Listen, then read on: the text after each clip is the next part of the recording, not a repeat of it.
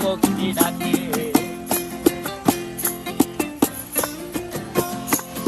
এই সাগর পারে আইসায় আমার মাতাল মাতাল লাগে, এই রূপ দেখিয়া মন পিঞ্জরায় সুখের পক্ষী ডাকে। পারতাম যদি থাইকা যাইতে এই সাগরের পারে, ঝিনুক মালা গাইথা কাটাই দিতাম জীবনটারে।